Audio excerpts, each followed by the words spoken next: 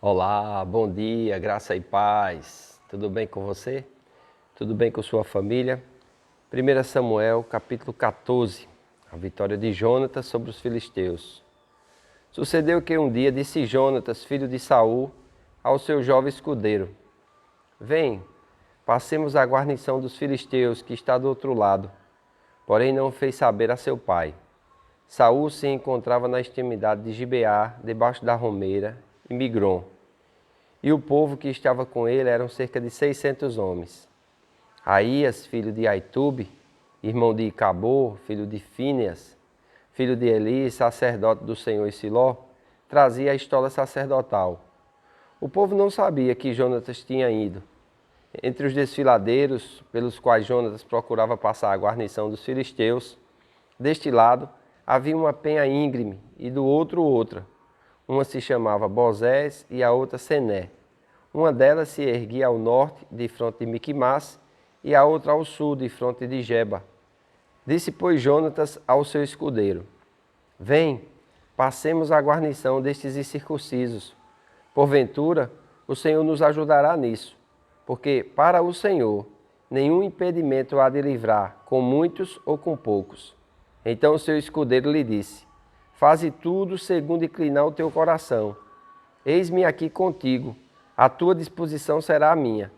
Disse, pois, Jonatas: Eis que passaremos aqueles homens e nos daremos a conhecer a eles. Se nos disserem assim: Parai até que cheguemos a vós outros, então ficaremos onde estamos e não subiremos a eles.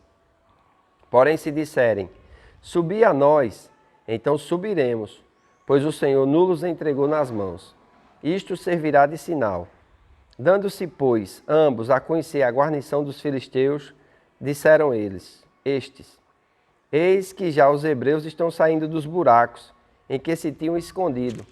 Os homens da guarnição responderam a Jonatas e ao seu escudeiro e disseram: Subi a nós, e nós vos daremos uma lição.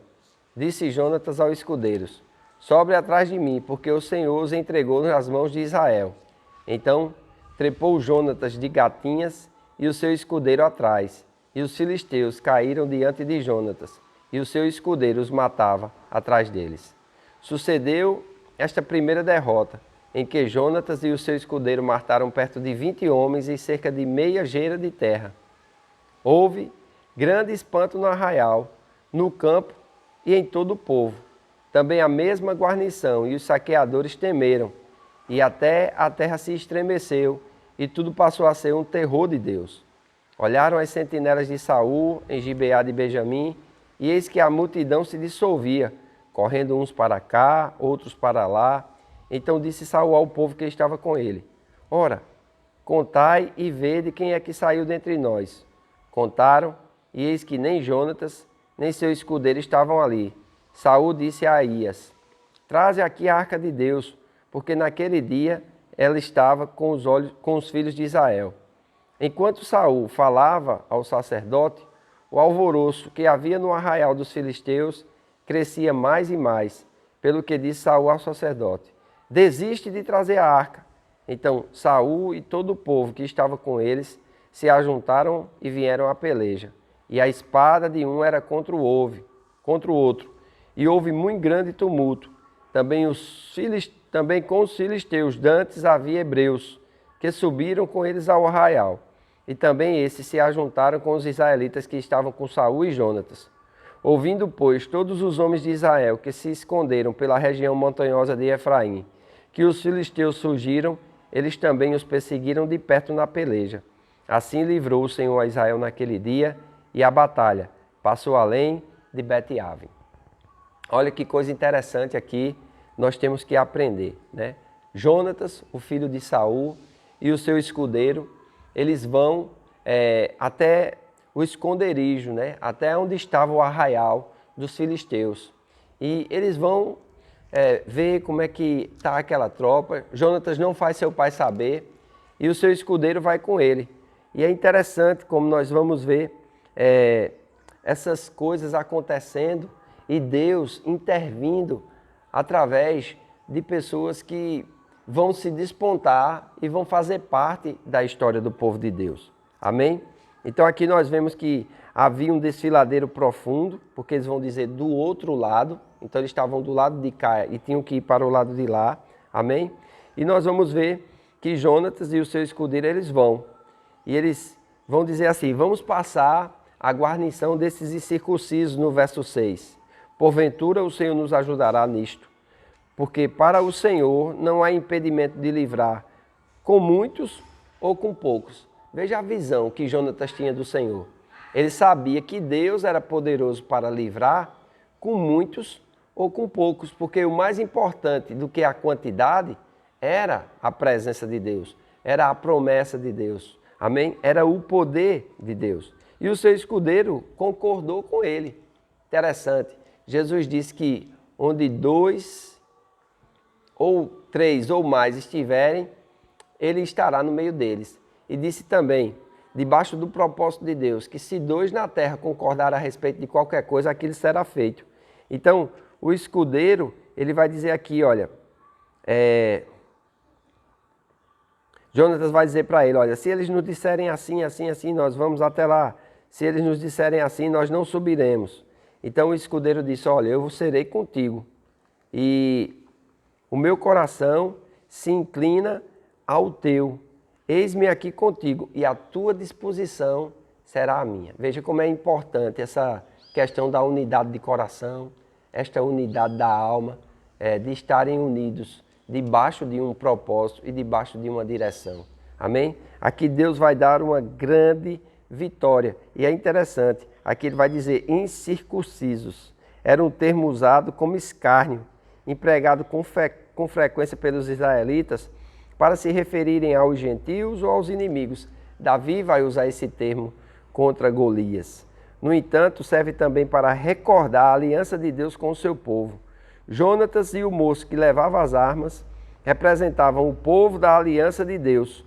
Por isso, não se deve levar em conta a superioridade numérica, pois o Senhor está ao seu lado. Ou com pouco ou com muito, Deus é poderoso para livrar. Amém? Então nós precisamos aprender a nos relacionar de forma apropriada nos momentos de dificuldade. Principalmente quando nós estamos sendo pressionados pelo inimigo. Amém? Nós buscarmos em Deus direção. Foi isso que eles buscaram, né? Eles disseram, olha, se eles nos disserem assim, nós saberemos que o Senhor estará conosco.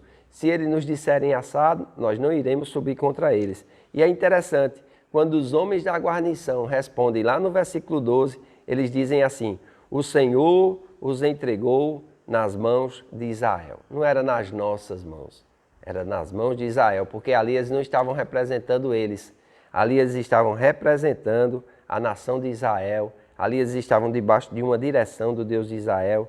E é interessante, 2 homens e Deus fizeram toda a diferença.